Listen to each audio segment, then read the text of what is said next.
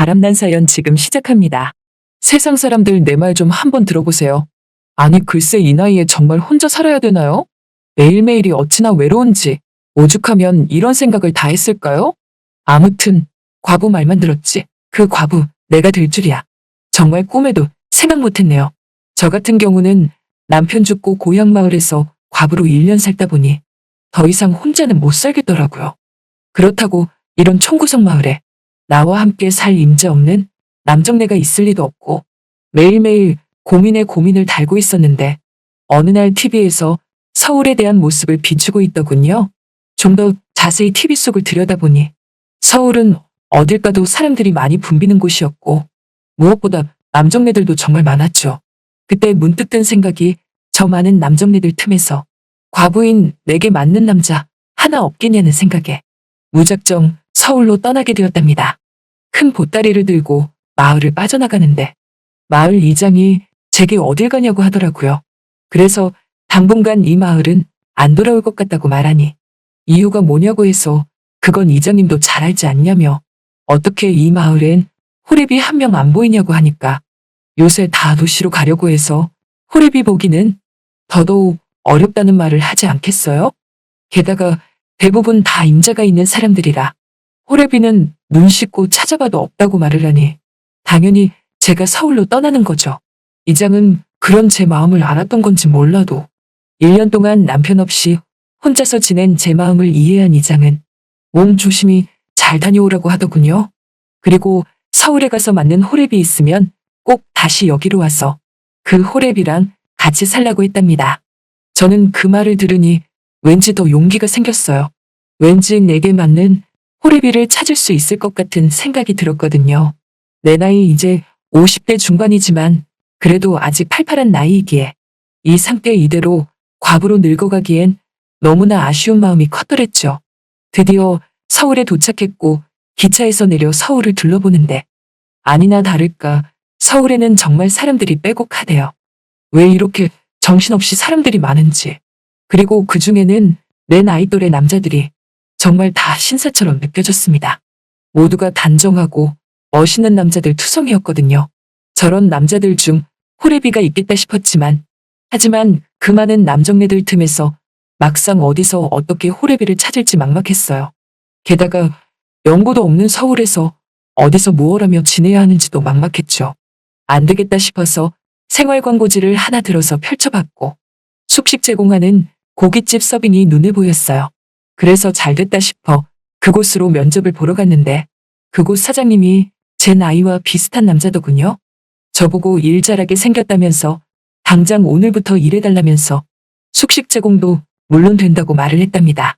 그리하여 저는 그곳에 취직을 했고 그날로 바로 일을 시작했는데 이곳이 신축 아파트 공사장 근처라서 그런지 왜 이렇게 노가다꾼들이 많은지.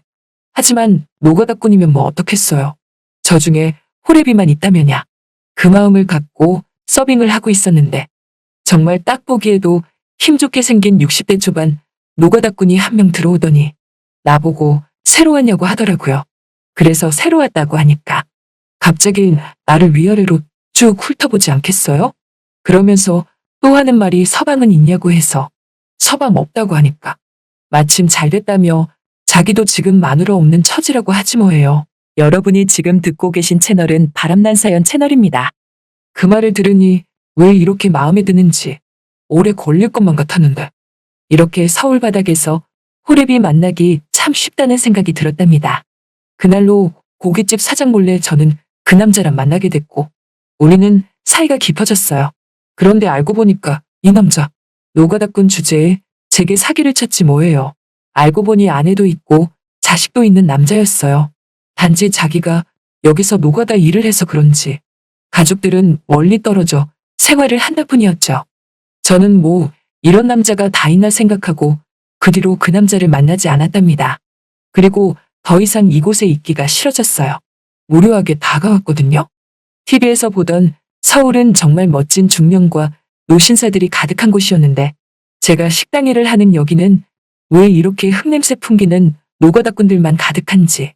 제가 찬밥 더운 밥가릴 처지는 아니라고는 하지만 그래도 여기에 있는 게 너무나 싫어서 일한 지 한 달 만에 사장에게 그만둔다고 하고 그곳에서 나오게 되었답니다. 두 번째 취직한 곳은 전화상담원이었어요. 저보고 하는 말이 서울 말은 아니지만 그래도 사투리가 구수하게 들린다면서 전화상담원으로 저를 뽑아주게 되었죠. 그런데 제가 하는 전화상담원이 말이 좋아 전화상담원이지. 이건 뭐 전화로 물건을 파는 호객 행위와도 같았답니다. 주로 50대 이상 남자들에게 전화를 하여 고가의 물건을 사달라는 일이었어요. 저는 전화를 걸어 몇 번의 실패 끝에 드디어 한 남자와 오래도록 통화를 하게 되었는데 그 남자는 왠지 제가 파는 물건을 사줄 것 같은 느낌이 들었답니다. 목소리를 들어보니 한 50대 후반쯤으로 느껴지더라고요. 저는 그 남자에게 물건 홍보를 하면서 중년을 넘어 이제 노년기에 접어들 때 꼭 필요한 물건이라며 전화로 호객 행위를 이어나갔죠. 그랬더니 이 남자가 글쎄 사라는 물건은 안 사주고 나보고 고향이 어디냐고 묻지 않겠어요?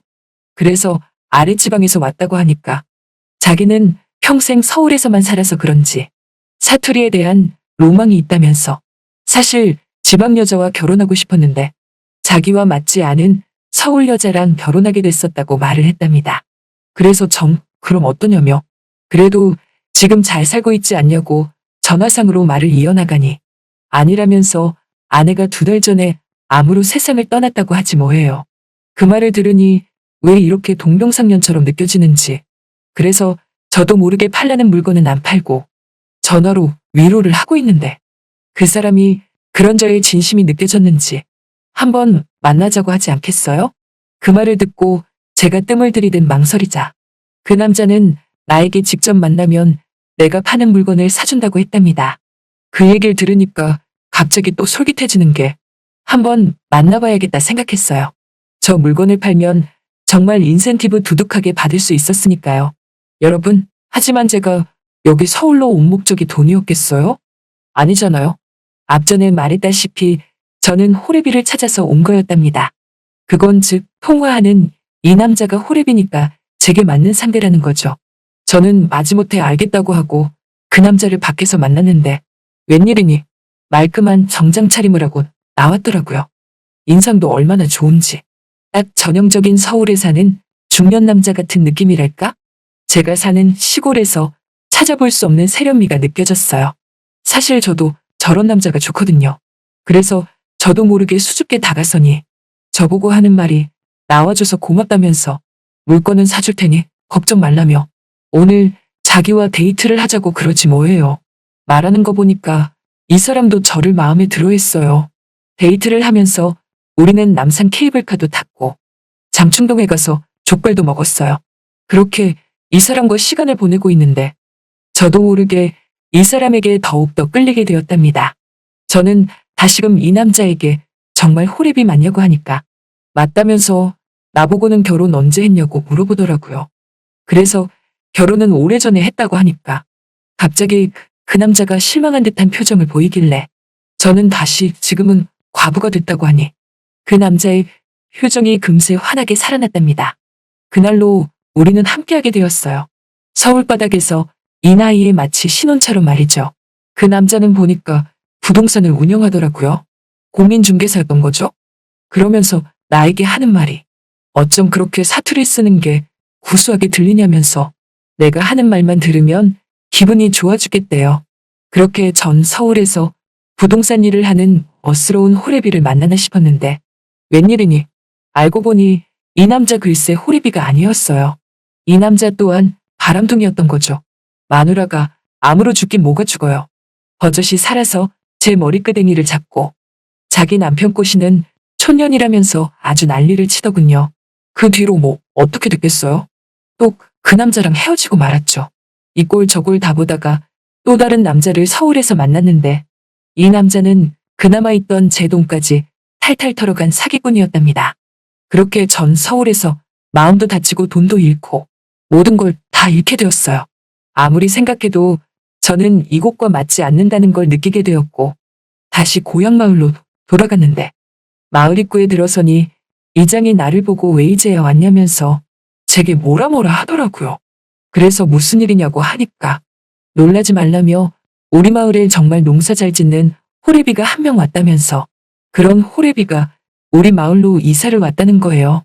그래서 전 그 호래비는 왜 하필 우리 마을로 이사를 온 거냐고 하니까 그걸 몰라서 그러냐며 제 소문을 듣고 왔다고 하지 뭐예요.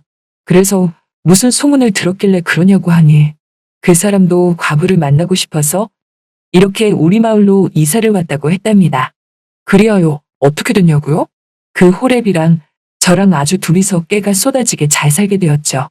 멀리 서울에 갈 것도 없이 이렇게 고향 마을에 계속 있었으면 될 건데 괜히 서울로 가서 고생만 하고 상처만 받고. 하지만 지금 생각해보면 이 남자를 만나기 위한 여정이었다고 생각하네요. 이리하여 저는 과부 탈출 드디어 해냈답니다. 요즘은 다시 신혼이 된 느낌이네요. 그런데 돌이켜 생각해보면 이게 다 좋은 인연을 만나려고 그 고생을 하지 않았나 생각이 든답니다. 아무튼 간에 요즘은 살맛나네요, 정말. 잘 들으셨나요?